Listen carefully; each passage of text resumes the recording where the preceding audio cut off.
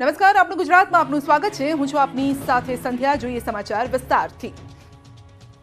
વધુ એક વેસ્ટર્ન ડિસ્ટર્બન્સની અસર શરૂ થઈ ગઈ છે। એક દિવસ બાદ ખેડૂતોએ સહન કરવો પડી શકે છે માવઠાનો માર।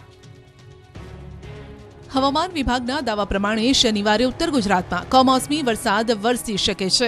આગાહી બાદ ખેડૂતોમાં ચિંતાનું મોજું ફરી વળ્યું છે, કારણ કે ઘઉં, બાજરી, જીરું, ધાણા, ચણા સહિતના રવિ પાકો કાપણીના આરે ઉભા છે। આંબામાં ક્યાંક મોર આવે છે તો કેટલીક જગ્યાએ નાના ફળ પણ થઈ ચૂક્યા છે। એવામાં માવઠાનો થોડો માર પણ બધી જ મહેનત પર પાણી ફેરવી શકે છે। વેસ્ટર્ન ડિસ્ટર્બન્સની અસરના કારણે રાજ્યના મોટાભાગના વિસ્તારમાં હાલ પવનની સાથે ભેજનું પ્રમાણ વધતા સવારે ઝાકળ વરસી શકે છે, જેના કારણે ધુમ્મસભર્યું વાતાવરણ જોવા મળી રહ્યું છે। बनासकांठा, साबरकांठा, इवन अरावली में भी लाइट रेन, लेकिन ज़्यादा सारा जगह में नहीं होगा, आइसोलेटेड प्लेसेस में होने का संभावना है। હવે રાત્રે અને વહેલી સવારે જ નહીં, દિવસે પણ ઠંડી માટે રહેજો તૈયાર, કારણ કે હવામાન વિભાગે કોલ્ડ ડેની કરી છે આગાહી। આગામી 24 કલાક રાજ્યમાં લઘુત્તમ તાપમાનમાં વધારો થશે, પરંતુ છતાં ઠંડી હાડથી જ વિનાશશે। વેસ્ટર્ન ડિસ્ટર્બન્સના કારણે લઘુત્તમ તાપમાન 2 થી 3 ડિગ્રી વધશે। જોકે આખો દિવસ પવનના સુસવાટા યથાવત રહેશે, એટલે જ મહત્તમ તાપમાનમાં ઘટાડો થશે, એટલે કે આખો દિવસ ઠંડીનો અનુભવ થશે। આગામી 24 કલાક કચ્છમાં કોલ્ડ વેવની પણ આગાહી છે, જ્યારે કે રાજકોટ, પોરબંદર અને જૂનાગઢમાં કોલ્ડ ડે રહેશે। ગુરુવારે નલિયામાં લઘુત્તમ તાપમાન ઘટીને 2.6 ડિગ્રી પર પહોંચ્યું, પાટણમાં 7.5 ડિગ્રી, ગાંધીનગરમાં 7.7 ડિગ્રી, ભુજમાં 8.2 ડિગ્રી, અમદાવાદમાં 8.6 ડિગ્રી તાપમાન નોંધાયું। ડીસામાં પારો 9.3 ડિગ્રી પર પહોંચ્યો, પોરબંદરમાં 8.5 ડિગ્રી, રાજકોટમાં પણ 8.5 ડિગ્રી તાપમાન નોંધાયું। સતત પવનના કારણે લોકોએ કાતિલ ઠંડીનો સામનો કરવો પડી રહ્યો છે, જે હજુ પણ યથાવત રહી શકે છે। આબુમાં કડકડતી ઠંડીમાં ફરી સતત વધારો થઈ રહ્યો છે। ગુરુવારે પારો -4 ડિગ્રી પર પહોંચી ગયો। હિલ સ્ટેશન માઉન્ટ આબુમાં ઠંડી સતત માઇનસમાં ચાલી રહી છે। બુધવારે -3 ડિગ્રી તાપમાન વચ્ચે હવે પારો પણ 4 પહોંચ્યો છે। સાંજે અને વહેલી સવારે પ્રવાસન સ્થળ હોવા છતાં પણ આબુના રસ્તાઓ સુમસામ છે। મોટી સંખ્યામાં ઉમટેલા પ્રવાસીઓ તાપણાનો સહારો લઈ રહ્યા છે। માણસો અને પ્રાણીઓ પણ થથરી રહ્યા છે। ઘાસના મેદાનમાં ઝાકળના બિંદુઓ બરફ બની જતા સફેદ ચાદર છવાઈ, જેના પર પગ મૂકતા જ ધ્રુજારી છૂટી જાય તેવી સ્થિતિ છે। કારની છત પર તથા વિન્ડશીલ્ડ પર પણ બરફ જામેલો છે। હોટેલની બહાર ટેબલ પર પણ બરફનો પાતળો થર દેખાયો। છેલ્લા 5 દિવસથી આબુમાં તાપમાન માઇનસમાં છે। રાજ્યના 4 ઝોનમાં કડકડતી ઠંડીથી જનજીવન પ્રભાવિત થયું છે। ગિરિમથક સાપુતારામાં ફૂલ ગુલાબી વાતાવરણથી પ્રવાસીઓ ખુશખુશાલ। સાપુતારામાં ઠંડી વચ્ચે આહલાદક માહોલ સર્જાયો। કુદરતના ખોળે સૌંદર્યનો આનંદ લૂંટવા પહોંચેલા પ્રવાસીઓને પૈસા વાતાવરણ જોઈને જ વસૂલ થઈ ગયા। વહેલી સવારે ઠંડી વચ્ચે નયનરમ્ય દ્રશ્ય આકર્ષી રહ્યા છે। તળેટી વિસ્તારમાં ઠંડીનો પ્રકોપ જરૂર છે। ટાઢા બોળ પવનના કારણે રસ્તાઓ સુમસામ છે। મનુષ્ય અને પ્રાણીઓ બધા જ ધ્રુજી રહ્યા છે, પરંતુ અનેક પ્રવાસીઓને આ વાતાવરણ ખૂબ જ પસંદ પડી રહ્યું છે। આ તરફ સૌરાષ્ટ્રમાં કોલ્ડવેવની અસર વર્તાઈ રહી છે। 2-3 દિવસથી ઠંડી સતત વધતા રસ્તાઓ સુમસામ બન્યા છે। ગણ્યા ગાંઠિયા લોકો બજારોમાં એવી જ જગ્યાએ જોવા મળે છે જ્યાં તાપણું હોય। ઉત્તર ગુજરાતના જિલ્લાઓમાં ઠંડીએ રૌદ્ર સ્વરૂપ બતાવ્યું છે। બનાસકાંઠામાં ઠંડી વધતા લોકો ત્યારે જ બહાર નીકળે છે જ્યારે ભગવાન સૂર્યનારાયણ દર્શન આપે। પવનની ગતિમાં વધારો થતા જૂનાગઢમાં રોપવે સુવિધા બંધ કરાઈ। પ્રવાસીઓએ ચઢવા પડ્યા પગથિયા। ઠંડીની સાથે જોરથી ફૂંકાતા પવનના કારણે જૂનાગઢમાં ગિરનાર રોપવે સેવા બંધ કરવાની ફરજ પડી। શ્રદ્ધાળુઓની સલામતી માટે રોપવે સંચાલન કરતી કંપનીએ આ નિર્ણય કર્યો। ગિરનાર પર્વત પર જતા પવનની ગતિ 60 કિલોમીટર પ્રતિ કલાકથી પણ વધુ હોવાથી રોપવેમાં જોખમ વધી જાય છે। આથી સલામતીના ભાગરૂપે આ નિર્ણય કરાયો। જો પવનની ગતિ રહેશે તો શુક્રવારે પણ રોપવે સેવા બંધ રહી શકે છે। જેતપુર હાઈવે પર અચાનક એક કાર સળગી અને કારમાં સવાર 3 લોકોના જીવ પડીકે બંધાયા। હાઈવે પર ચાલી રહેલ કાર અચાનક જ સળગી ઉઠતા અફરાતફરી મચી ગઈ। દ્રશ્યો રાજકોટ જેતપુર હાઈવેના છે, જ્યાં તત્કાલ ચોકડી નજીક એક કાર ભડકે બળવા લાગી। જૂનાગઢથી રાજકોટ તરફ જઈ રહેલી આ કારમાં 3 લોકો સવાર હતા। આગ લાગતા જ ત્રણેયના જીવ તાળવે ચોંટી ગયા। જો કે દરવાજો ખોલી ત્રણેય કારની નીચે ઉતરી જતા જીવ બચ્યો। ફાયર બ્રિગેડની ગાડી પણ દોડી આવી। કાર સળગી રહી હોવાથી થોડીવાર માટે અન્ય વાહનો પણ થંભી ગયા। ભારે જહેમત બાદ આગ પર કાબુ મેળવી લેવાયો, પરંતુ ત્યાં સુધીમાં આગ બળીને ખાખ થઈ ગઈ। સુરતમાં પર્વત ગામમાં 2 સંતાનોની માતાએ ગળે ફાંસો ખાઈને આપઘાત કર્યો। હાથમાં લખ્યું, પતિ મને હેરાન કરે છે। સુરતના પર્વત ગામમાં 27 વર્ષીય પરિણીતાએ આપઘાત કરતા ચકચાર મચી ગઈ। પરિણીતાએ ગળે ફાંસો ખાઈ જીવન ટૂંકાવ્યું। તેના ડાબા હાથ અને હથેળી પર પેનથી હિન્દીમાં મોતનું કારણ લખેલું છે।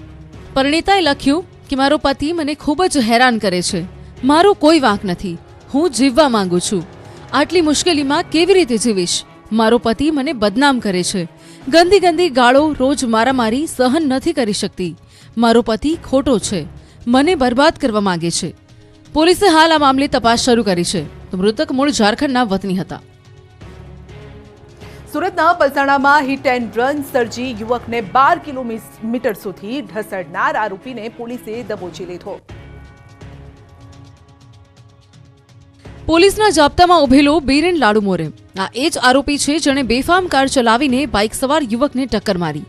એટલું જ નહીં, ટક્કર માર્યા બાદ કારની નીચે વચ્ચેના ભાગમાં ફસાઈ ગયેલા યુવકને 12 કિલોમીટર સુધી ઢસડ્યો। 10 જાન્યુઆરીએ અકસ્માત સર્જાયો, જેના 2 દિવસ બાદ યુવકનો મૃતદેહ મળી આવ્યો। હચમચાવી નાખતી આ ઘટનામાં છેલ્લા 17 દિવસથી પોલીસ તપાસ કરી રહી હતી। આખરે ગુરુવારે કામરેજ ટોલ નાકા પરથી આરોપીને દબોચી લેવાયો। આરોપી બીરેન હિટ એન્ડ રનથી યુવકનો ભોગ લીધા બાદ મુંબઈ અને ત્યાંથી રાજસ્થાન નાસી ગયો હતો। પોલીસ પૂછપરછમાં અકસ્માત વખતે કારની એરબેગ ખુલી જતા તે ગભરાઈ ગયો હોવાથી કાર આગળ ચલાવી મૂક્યાનું રટણ કર્યું। જોકે જ્યાં કાર રોકી ત્યાં યુવકનો મૃતદેહ કારની નીચે જ હોવાનો ખ્યાલ આવતા તે નાસી છૂટ્યો હતો। મહેસાણાના વડનગરમાં હાટકેશ્વર મંદિરના ટ્રસ્ટીઓ વચ્ચે વિવાદ થયો અને પોલીસ બોલાવવી પડી। વડનગર સ્થિત હાટકેશ્વર મહાદેવ મંદિરના ટ્રસ્ટીઓ વચ્ચે વહીવટને લઈને સર્જાયો વિવાદ। જૂના ટ્રસ્ટના સભ્યો અને નવા ટ્રસ્ટના સભ્યો સામસામે આવી ગયા અને બોલાચાલી થઈ। પબ્લિક ટ્રસ્ટમાં નામ હોય તેમને જ વહીવટ સોંપવાની વાત પર વિવાદ વકર્યો। અંતે પોલીસ દોડી આવી અને મામલો થાળે પડ્યો। નવા ટ્રસ્ટીઓનો દાવો છે કે નવું ટ્રસ્ટી મંડળ રચાયું છે એ જ કાયદેસર છે। હાલ તો આ વિવાદ થાળે પડ્યો છે, પરંતુ આગળ પણ આ મુદ્દે માહોલ ગરમાઈ શકે છે। પંચાયત સેવા પસંદગી મંડળ દ્વારા લેવાનારી જુનિયર ક્લાર્કની પરીક્ષામાં ગેરરીતિ અટકાવવા સરકાર એલર્ટ લાગુ કરાશે। કલમ 144। 29 જાન્યુઆરીએ 9 લાખ જેટલા ઉમેદવારો જુનિયર ક્લાર્કની 1181 જગ્યા માટે પરીક્ષા આપશે। સવારે 11 થી બપોરે 12 વાગ્યા સુધી પેપર યોજાશે। જે જિલ્લામાં પરીક્ષા કેન્દ્રો છે ત્યાં પેપરના સમય દરમિયાન કલમ 144 લાગુ રહેશે। પરીક્ષા કેન્દ્રોની અંદર તથા તેની આસપાસ 200 મીટરની ત્રિજ્યામાં પરીક્ષા દરમિયાન mobile phone, calculator, smart watch, tablet, smart pen કે અન્ય કોઈપણ પ્રકારના ઇલેક્ટ્રોનિક ગેજેટ્સ પર પ્રતિબંધ રહેશે। ઉપરાંત સૂત્રોચ્ચાર, સરઘસ અથવા તો રેલી પર પણ પ્રતિબંધ રહેશે। 200 મીટરની ત્રિજ્યામાં ઝેરોક્સ મશીન કે અન્ય કોઈ પણ કોપિયર મશીન ચાલુ નહીં રાખી શકાય। ભૂતકાળમાં થયેલી ગેરરીતિઓ ફરી ન થાય અને કોઈની મહેનત પર અસામાજિક તત્વો પાણી ન ફેરવે તે માટે સરકારે આ નિયમો જાહેર કર્યા છે। રાજ્યમાં 29 જાન્યુઆરીએ જુનિયર ક્લાર્કની 1181 જગ્યા માટે પરીક્ષા લેવાશે, જેમાં 9 લાખ જેટલા ઉમેદવારો રજીસ્ટર્ડ થયા છે। વિરોધ બાદ આખરે ગુજરાત યુનિવર્સિટીએ ઝૂકવો પડ્યો। વિવિધ ફીમાં કર્યો ઘટાડો। ગુજરાત યુનિવર્સિટીએ વેરિફિકેશન ફીમાં ઘટાડો જાહેર કર્યો। એક્ઝિક્યુટિવ કાઉન્સિલની બેઠકમાં નિર્ણય કરાયો। આ મામલે બુધવારે એનએસયુઆઈએ પણ ગુલાબનું ફૂલ આપીને વિરોધ નોંધાવ્યો। માઇગ્રેશન સર્ટીની ફી 492 થી ઘટાડીને 295 રૂપિયા કરાઈ। માર્કશીટ વેરિફિકેશનની ફી 109 રૂપિયાથી ઘટાડીને 100 રૂપિયા કરાઈ, જ્યારે કે પ્રોવિઝન સર્ટીની ફી પણ 436 થી ઘટાડી 225 કરાઈ છે। ટ્રાન્સફર વેરિફિકેશનની ફી 736 થી ઘટાડીને 500 કરાયા છે। થોડા દિવસ અગાઉ સિન્ડિકેટની બેઠકમાં વેરિફિકેશનનું કામ એજન્સીને સોંપવાની સાથે સાથે વિવિધ સર્ટીના ચાર્જમાં 500 થી લઈ 1000% વધારો ઝીંકાયો, જેનો વિદ્યાર્થીઓએ જોરદાર વિરોધ કર્યો હતો। વિધાનસભા ચૂંટણી પરિણામો 1.5 મહિના પહેલા ભલે જાહેર થઈ ગયા હોય, પરંતુ ભાજપ કોંગ્રેસના 4 ઉમેદવારો એવા છે કે જેને પોતાની હાર પર હજુ પણ ભરોસો નથી. ભાજપ કોંગ્રેસના ચૂંટણી હારી ગયેલા બે ઉમેદવારો પહોંચ્યા છે હાઈકોર્ટના દ્વારે. ચૂંટણી પંચના પરિણામોને પડકાર્યા. અરજી કરનારમાંથી ટંકારાથી કોંગ્રેસ ઉમેદવાર લલિત કગથરા, રાધનપુરથી રઘુ દેસાઈ સામેલ છે, જ્યારે ભાજપના ડેડિયાપાડાથી હારેલા ઉમેદવાર હિતેશ વસાવા અને વિસાવદરથી હારેલા હર્ષદ રીબડિયા પણ સામેલ છે. અરજદારોએ રજૂઆત કરી છે કે જે ઉમેદવાર અમારી બેઠક પરથી વિજેતા બન્યા છે તેઓના ઉમેદવારી ફોર્મમાં જ ક્ષતિ હતી, છતાં રિટર્નિંગ ઓફિસરે ફોર્મનો સ્વીકાર કર્યો. આ કેસમાં રિટર્નિંગ ઓફિસર અને ચૂંટણી પંચને પક્ષકાર બનાવવાની માંગ કરાઈ છે. રઘુ દેસાઈએ પોતાની અરજીમાં છેલ્લે વધેલા મતદાનને લઈને પણ સવાલ ઉઠાવ્યા. આ અરજી પર આગામી દિવસોમાં સુનાવણી હાથ ધરાઈ શકે છે. પ્રજાસત્તાક પર્વે સૌરાષ્ટ્રવાસીઓને હવાઈ સેવાની મળી મોટી ભેટ. સોમનાથ દીવ વચ્ચે શરૂ થઈ હેલિકોપ્ટર સેવા. દીવથી હવે સોમનાથ દાદાના દર્શને જવું વધુ સહેલું બન્યું છે. પ્રજાસત્તાક પર્વે સૌરાષ્ટ્રવાસીઓને હવાઈ સેવાની ભેટ મળી છે. દીવ સોમનાથ વચ્ચે હેલિકોપ્ટર સેવા શરૂ કરવામાં આવી છે. પ્રથમ ફેરીમાં દીવ કલેક્ટર વિદ્યાર્થીઓ સાથે હેલિકોપ્ટર મારફતે સોમનાથ પહોંચ્યા હતા. કલેક્ટરે સોમનાથ આવીને હેલિકોપ્ટર સેવાનો ટ્રાયલ લીધો હતો. દીવ પર્યટન ક્ષેત્રે ઉત્તરોત્તર પ્રગતિ કરી રહ્યું છે અને પર્યટન ક્ષેત્રે દેશ વિદેશમાં નામના મેળવી રહ્યું છે. સોમનાથ દર્શને આવતા પર્યટકો દીવની અચૂક મુલાકાત લેતા હોય છે. તેને ધ્યાનમાં રાખીને હવે દીવથી સોમનાથ હેલિકોપ્ટર સેવાનો પ્રારંભ થયો છે. ભૂતકાળમાં દમણ અને દીવ વચ્ચે ચાલતું હેલિકોપ્ટર હવે દીવથી સોમનાથ સુધી પણ ઉડાન ભરશે. આ દીવથી સોમનાથ આવતા મુસાફરો માટે સારા સમાચાર છે. તાપીમાં 22 જેટલા યુવાનોએ જલાવી છે જ્ઞાનની જ્યોત, જે આ વિસ્તારમાંથી અજ્ઞાનના અંધારાને દૂર કરી રહી છે. સોનગઢ તાલુકાનું આ ગાળકુવા ગામ, જ્યાં આવેલું આ મકાન ભલે કાચું લાગી રહ્યું હોય, પરંતુ ત્યાં થઈ રહ્યું છે દેશના ભાવિના પાકા પાયાનું ઘડતર. આધુનિક પ્રોજેક્ટથી અહીં પીરસાઈ રહ્યું છે જ્ઞાન. વાંચવા માટે અઢળક પુસ્તકો પણ છે, જેથી બાળકો અત્યારથી જ સ્પર્ધાત્મક પરીક્ષાની તૈયારી કરી શકે. ધોરણ 2 થી લઈ 10 સુધીમાં અભ્યાસ કરતા 150 બાળકો માટે અહીં રાત્રિ શાળા ચાલે છે. આઈટીઆઈમાં ઇન્સ્ટ્રક્ટર તરીકે ફરજ બજાવતા આદિવાસી યુવાન હાર્દિક ગામિતે સ્પર્ધાત્મક પરીક્ષાની તૈયારી કરી રહેલા 22 વિદ્યાર્થીઓને સાથે રાખી આ ખાસ રાત્રિ શાળા શરૂ કરી છે. છેલ્લા 1.5 વર્ષથી દરરોજ સાંજે 6:30 વાગ્યાથી રાતના 9 વાગ્યા સુધી રાત્રિ શાળા ચલાવાય છે, જેમાં આસપાસના ગામમાંથી પણ બાળકો આવે છે. બાળકોને મૂંઝવતા સવાલોનું સમાધાન અહીં જ થાય છે. ઓડિયો વિડીયોના માધ્યમથી તેઓને પ્રોજેક્ટર પર જ બધી સમજ અપાય છે. માત્ર ગામના જ નહીં, આસપાસના ગામના બાળકો પણ આ રાત્રિ શાળામાં લાઇબ્રેરીમાં આવે છે, જેઓને રાત્રિના સમયે ઘર સુધી મૂકી આપવાની પણ સેવા અપાય છે. હવે વાત એક એવી ગ્રામ પંચાયતની કરીએ કે જ્યાં ભૂલકાઓ પરીક્ષા આપીને સરપંચ, સભ્ય અને તલાટી કમ મંત્રી બન્યા. ઉમરાડા ગ્રામ પંચાયત કચેરી, જ્યાં સરપંચની ખુરશી પર બેઠી છે નાનકડી દેવાંશી રાઠોડ. નાનકડો પારસ ગોહેલ ઉપસરપંચ બન્યો છે. વિવિધ વિકાસલક્ષી કામના કાગળ હાથમાં લઈને બેઠેલા આ નાના બાળકો પંચાયતના સભ્યો છે. ઉમરાડા ગ્રામ પંચાયતે એક ખાસ પહેલ કરી અને યોજી છે મોક ગ્રામ પંચાયત. એવું કહેવાતું હોય છે કે નેતાઓની યોગ્યતા ચકાસવા પરીક્ષા લેવી જોઈએ, જેને અહીં ચરિતાર્થ કરાય છે. ઉમરાડા કેન્દ્રવર્તી શાળા નંબર 1 અને 2 ના વિદ્યાર્થીઓની પહેલા પરીક્ષા યોજાઈ, જેમાં 100માંથી 100 ગુણ મેળવેલી 2 દીકરીમાંથી એકને સરપંચ અને એકને તલાટી મંત્રીની જવાબદારી સોંપાઈ, જ્યારે કે 98 માર્ક સાથે પાસ થનારને ઉપસરપંચ બનાવાયા. બાકીના 12 સભ્યોમાં 6 વિદ્યાર્થી અને 6 વિદ્યાર્થીનીની પસંદગી કરાઈ. મોક પંચાયતના સરપંચ સહિતના સભ્યોએ એક જ દિવસમાં 15 જેટલા વિકાસ કાર્યો કર્યા. ગામમાં જ્યાં ગંદકી હતી ત્યાં સફાઈ કરાવી, રસ્તાના પ્રશ્નોનું સમાધાન લાવ્યું, બંધ પડી ગયેલ સ્ટ્રીટ લાઇટ નવી નંખાવી. શ્રેષ્ઠ અને ઉત્સાહી યુવાનો ગામનું સુકાન સંભાળે, દેશ સેવા કરે, તેના બીજ અત્યારથી જ રોપવાના ઉદ્દેશથી આ ખાસ પહેલ કરાઈ, જેને સૌએ બિરદાવી છે. આગામી બજેટને લઈ વેપારીઓ, ઉદ્યોગકારોને સરકાર પાસેથી ઘણી આશા છે અને મોરબીના સિરામિક ઉદ્યોગકારોએ પણ સરકાર પાસે વિવિધ માંગણી કરી છે. ફેબ્રુઆરીમાં ગુજરાત સરકારનું બજેટ રજૂ થશે, ત્યારે દરેક ઉદ્યોગકારો આ બજેટ સામે આશાની મીટ માંડીને બેઠા છે. વર્ષ 2022 અને 23ના બજેટમાં મોરબી સિરામિક ઉદ્યોગકારોએ ક્લસ્ટર રોડની માંગણી કરી છે.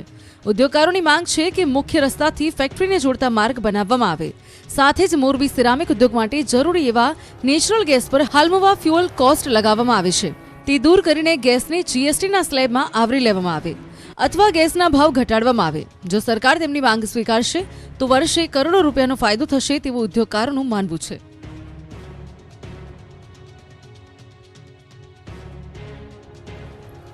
આણંદમાં ચહેરધામમાં ચહેર જયંતીની ધામધૂમથી ઉજવણી કરાઈ અને હજારો ભક્તોએ માતાજીના આશીર્વાદ લીધા.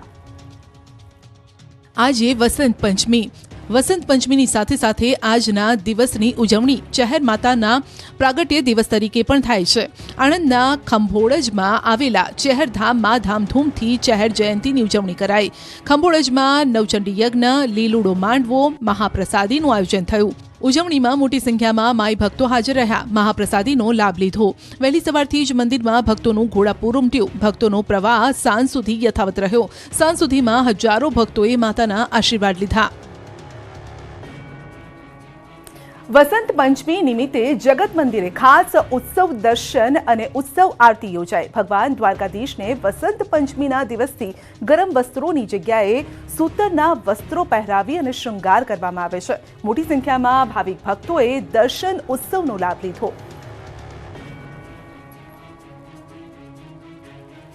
ઊંઝામાં ઉમિયાધામ ખાતે વસંત પંચમીની ઉજવણી કરવામાં આવી. માતાજીને શ્વેત રંગની સાડી પહેરાવી કેસુડાનો રંગ છાંટવામાં આવ્યો.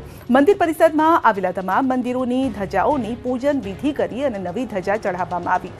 માતાજીને ફૂલોની વિશેષ આંગી પણ કરાઈ.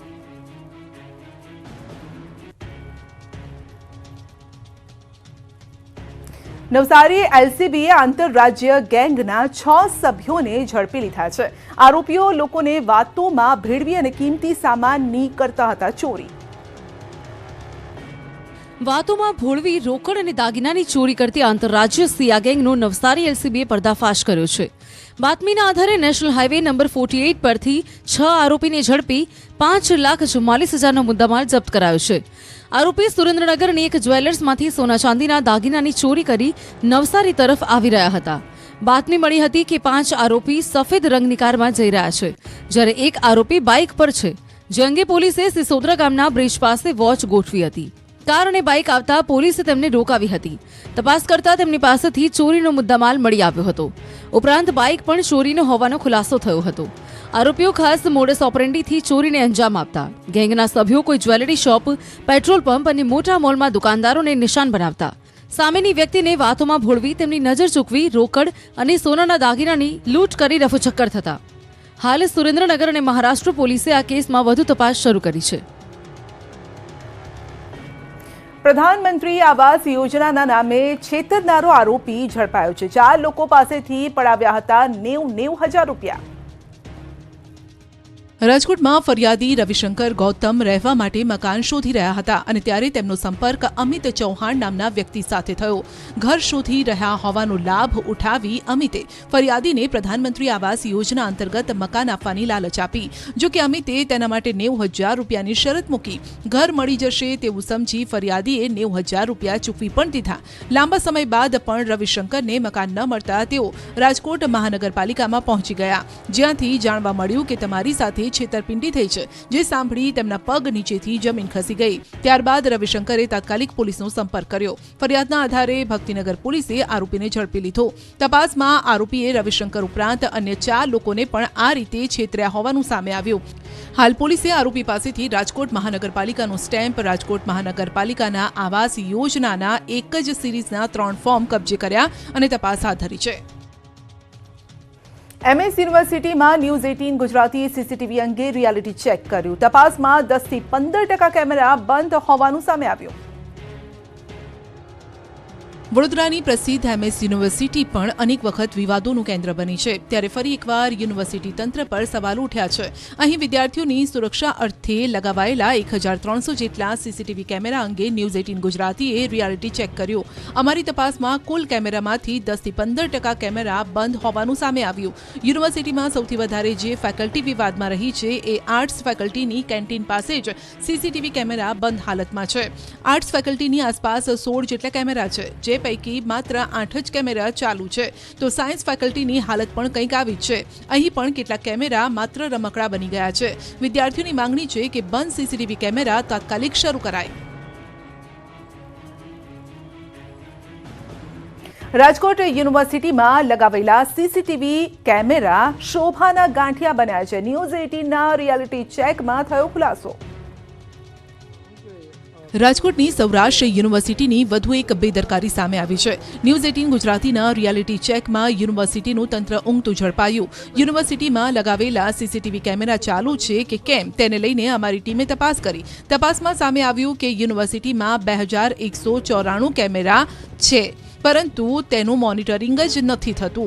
અમારી ટીમ જ્યારે મોનિટરિંગ રૂમ પહોંચી તો ત્યાં પણ તાળું જોવા મળ્યું. વિદ્યાર્થીઓનો આરોપ છે કે યુનિવર્સિટી કેમ્પસમાં અનેકવાર અસામાજિક તત્વો ગેરકાયદેસર પ્રવૃત્તિઓ કરતા હોય છે. સીસીટીવીનું મોનિટરિંગ બંધ હોવાથી આવા લોકો છટકી જાય છે. જો સીસીટીવીનું મોનિટરિંગ કરવામાં આવે તો આવા લોકોને ત્યારે જ પકડી શકાય. આ અંગે અમારી ટીમે જ્યારે યુનિવર્સિટીના સત્તાધીશોનો સંપર્ક કરવાની કોશિશ કરી તો સાહેબ બહાર છે તેવો જવાબ મળ્યો. આવામાં સવાલ ઊભો થાય છે કે જો કોઈ મોટી દુર્ઘટના થાય પછી યુનિવર્સિટી તંત્રની આંખ ખુલશે. બોટાદમાં ગણતંત્ર દિવસની રાજ્યકક્ષાની ઉજવણી થઈ. રાજ્યપાલ આચાર્ય દેવવ્રતજીએ સલામી આપી. 74માં ગણતંત્ર દિવસની ઉજવણી નિમિત્તે રાજ્યકક્ષાનો કાર્યક્રમ બોટાદમાં યોજાયો. ત્રિકોણી ખોડિયાર મેદાનમાં રાજ્યપાલ આચાર્ય દેવવ્રતજીએ રાષ્ટ્રધ્વજ લહેરાવી સલામી અર્પી. તેમજ રાજ્યપાલ આચાર્ય દેવવ્રત અને મુખ્યમંત્રી ભૂપેન્દ્ર પટેલે ભવ્ય પરેડનું નિરીક્ષણ કર્યું. ઉજવણીના ભાગરૂપે સાંસ્કૃતિક કાર્યક્રમો અને વિવિધ શો પણ યોજાયા, જેમાં દેશની આન બાન અને શાન રજૂ કરાઈ. અલગ અલગ જિલ્લાના પ્લાટૂને કાર્યક્રમમાં ભાગ લીધો. ડોગ સ્ક્વોડ અને ઘોડીસવાર જવાનોની ટીમે અલગ કરતબો કરી લોકોને મંત્રમુગ્ધ કર્યા. મહિલા પોલીસ જવાનોએ પણ ખતરનાક બાઇક સ્ટન્ટ કરી લોકોનું ધ્યાન ખેંચ્યું. રાજ્યકક્ષાની ઉજવણીમાં શાળાના વિદ્યાર્થીઓએ પણ ભાગ લીધો. વિદ્યાર્થીઓ અલગ અલગ દેશભક્તિના ગીતો પર ઝૂમ્યા. વિવિધ સ્કૂલના અનેક વિદ્યાર્થીઓએ કાર્યક્રમમાં પોતાની કૃતિ રજૂ કરી. આમ સમગ્ર બોટાદ દેશભક્તિના રંગે રંગાયું.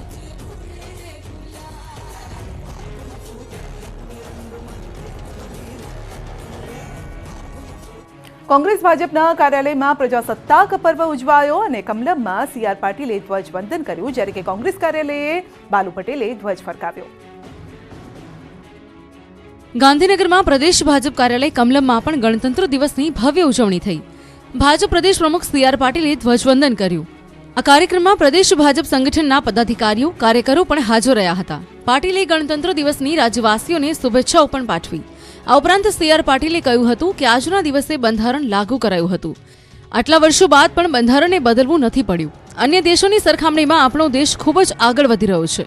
તો આ તરફ અમદાવાદમાં કોંગ્રેસ ભવનમાં પ્રજાસત્તાક પર્વની ઉજવણી કરાઈ. પ્રમુખ જગદીશ ઠાકોરની નાદુરસ્ત તબિયતના કારણે તેઓ ઉપસ્થિત ન રહ્યા. કોંગ્રેસના સિનિયર નેતા બાલુભાઈ પટેલે ધ્વજ ફરકાવ્યો હતો.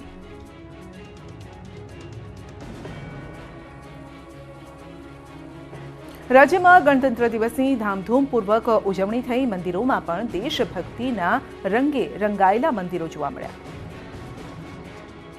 રાજ્યમાં ભગવાન પણ ગણતંત્રના રંગે રંગાયા. અરવલ્લી જિલ્લામાં ગણતંત્ર દિવસની ધામધૂમપૂર્વક ઉજવણી કરાઈ. ત્યારે જિલ્લાના મુખ્ય મથક મોડાસામાં આવેલા સાકરિયા હનુમાનજીનું તિરંગાની થીમ પર શણગાર કરાયો. મંદિરની દિવાલો પર તિરંગા લગાવી મંદિરમાં પણ ગણતંત્ર દિવસની ઉજવણી કરાઈ. માત્ર સાકરિયા હનુમાનજી મંદિરે જ નહીં પરંતુ જિલ્લામાં અન્ય મંદિરો પણ દેશભક્તિમાં લીન થયા. શહેરમાં આવેલા ભીડભંજન હનુમાનજીને પણ તિરંગાનો શણગાર કરાયો. ગણતંત્ર દિવસે ભક્તોએ ભગવાનના આ રૂપના દર્શન કરી ધન્યતા અનુભવી. બનાસકાંઠામાં નડાબેટમાં જય હિન્દના નારા ગુંજ્યા. બીએસએફના જવાનોએ ગણતંત્ર દિવસની ઉજવણી કરી. બનાસકાંઠાના નડાબેટમાં ભારત પાકિસ્તાનની ઇન્ટરનેશનલ બોર્ડર પર પ્રજાસત્તાક પર્વની ધામધૂમથી ઉજવણી થઈ. નડાબેટ ખાતે બીએસએફ ગુજરાતના મહાનિરીક્ષક રવિ ગાંધીના હસ્તે ધ્વજવંદન કરાયું. બોર્ડર પર બીએસએફના જવાનો સાથે મોટી સંખ્યામાં લોકોએ હાજર રહી ત્રિરંગાને સલામી આપી. અટારી વાઘા બોર્ડર જેવી ભવ્ય પરેડ નડાબેટ ખાતે આયોજન કરાઈ હતી અને આ દરમિયાન બોર્ડર પર જય હિન્દ વંદે માતરમના નારા ગુંજ્યા.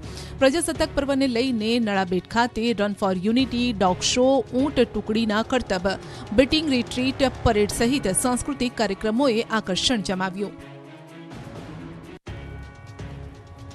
ગુજરાતનું એવું ગામ કે જ્યાં ઘરે ઘરે મા ભૂમની રક્ષા કરતા સૈનિકો છે. અહીંના યુવાનો કહે છે કે અમારા માટે પરિવાર પહેલા દેશ છે.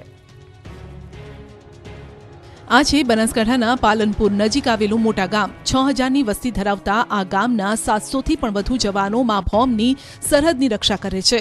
ગામના દરેક ઘરમાંથી એક યુવાન સેના, બીએસએફ, સીઆઈએસએફ તેમજ પોલીસ વિભાગમાં ફરજ બજાવે છે. ગામના સપૂતો અને વીરોના કારણે મોટા ગામ હવે દેશભરમાં જાણીતું છે. ગામના યુવાનોનું સેનામાં જોડાવા પાછળનો એક ખાસ કિસ્સો છે. ભૂતકાળમાં એક ઘટના બની હતી અને ગામ આખામાં દેશદાજ જાગી. સ્થાનિકોના મતે આઝાદી પહેલાના સમયમાં મોટા ગામ પાલનપુર સ્ટેટ નવાબ હસ્તક હતું. તે સમયે ડાકુ લૂંટારુઓના ત્રાસ સામે પાલનપુર નવાબ પણ મોટા ગામના જવાનોને સુરક્ષા માટે રાખતા હતા. રાજાશાહી સમયે ગામના ઘણા પરાક્રમીઓએ લૂંટારુઓને પકડીને નવાબ પાસેથી ઇનામો જીત્યા હતા. ગામના વડવાઓની ચાલતી પરંપરા આજે પણ તેમના વંશજોએ અકબંધ રાખી છે. હવે ચોર, લૂંટારુઓ અને આતંકીઓ સામે લાલ આંખ કરવા યુવાનો પોલીસ અને સેનામાં જોડાઈ રહ્યા છે. જે માટે ગામના નિવૃત્ત સૈનિકો પણ યુવાનોને તાલીમ આપી રહ્યા છે. સાબરકાંઠાના હાપા ગામે પણ દરેક ઘરમાં એક સૈનિક છે. સરહદ પર છે ગામના અનેક યુવાનો. બનાસકાંઠાના મોટા ગામે જે ચીલો ચાતર્યો છે તેના પર સાબરકાંઠાના હિંમતનગરના હાપા ગામના યુવાનો પણ ચાલી રહ્યા છે. હાપા ગામમાં પણ દરેક ઘરમાં એક સૈનિક છે. ગામ લોકોના મતે હાલ 30થી વધુ સપૂતો સરહદ પર દેશની રક્ષા કરી રહ્યા છે. 50થી વધુ સપૂતો દેશની રક્ષા કરતા નિવૃત્ત થયા છે. જો કે નિવૃત્ત સેનાના જવાનો હજુ પણ ગમે તે ઘડીએ દેશની રક્ષા માટે તૈયાર છે. 2100ની વસ્તી ધરાવતા આ હાપા ગામના જવાનો અન્ય કોઈ સરકારી કે ખાનગી નોકરી કરવા ઈચ્છતા નથી. સ્થાનિકોના મતે હાપા ગામની પ્રાથમિક શાળામાં જ દેશદાજની પ્રેરણા અપાય છે. ગામના વડીલોએ કહ્યું કે પ્રાથમિક સ્કૂલમાંથી જ ભણીને ઘણા યુવાનો સેના, નેવી, એરફોર્સ, બીએસએફ, પોલીસ દળમાં સેવા બજાવી રહ્યા છે. સુરતના માંગરોળમાં સુમિલોન ફાયરની ટીમે એક અજાણ્યા યુવકને ગટરમાં ડૂબતા બચાવી લીધો. નવાપરા ખાતે આવેલ સુમિલોન કંપની નજીક આવેલી ગટરમાં અજાણ્યો યુવક ખાબક્યો હતો. અજાણ્યા યુવકને બચાવવા માટે સુમિલોન ફાયરના જવાનો ગટરમાં કૂદી પડ્યા. ફાયરના જવાનોના કારણે અજાણ્યા યુવકનો જીવ બચી ગયો. જો કે ફાયરના જવાનોની નજર ન પડત તો આજે એક વ્યક્તિનું મોત થઈ ગયું હોત. અજાણ્યા વ્યક્તિને ગટરમાંથી સુરક્ષિત કાઢી 108 મારફતે સારવાર માટે ખસેડાયો. સમગ્ર ઘટના સીસીટીવીમાં કેદ થઈ.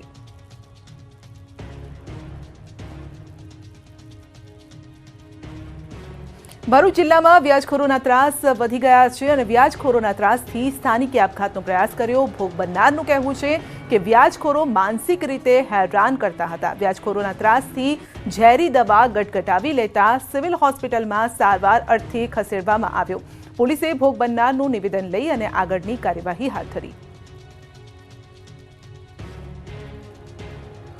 જિલ્લા વહીવટીતંત્રના પ્રયાસ થકી મહેસાણા જિલ્લામાં છેલ્લા 20 વર્ષથી દીકરીઓના જન્મદરમાં નોંધપાત્ર વધારો થયો છે. વર્ષ 2001માં જન્મદર 801 હતો, જે વધીને હાલ 910 થયો છે.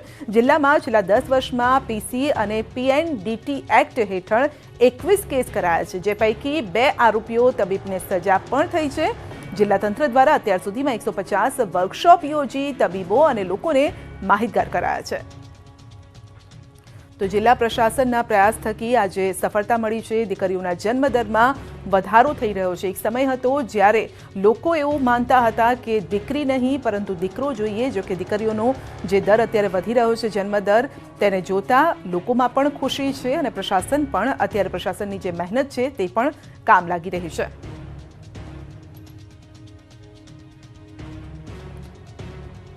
તો જિલ્લામાં દીકરીઓના જન્મદરમાં વધારો, મહેસાણાથી આ ખબર છે. તો 2001માં જન્મદર 801 હતો, જે હવે 910 થયો છે. એટલે 1000 દીકરાઓની સામે અત્યારે 910 દીકરીઓ છે. તો વર્કશોપ થકી તબીબો અને જે અન્ય લોકો છે તેના પ્રયાસો થકી હાલ દીકરીનો જન્મદર વધી રહ્યો છે. પહેલા 800 દીકરીઓ હતી 1000 દીકરાઓની સામે, અત્યારે 910 દીકરીઓ છે.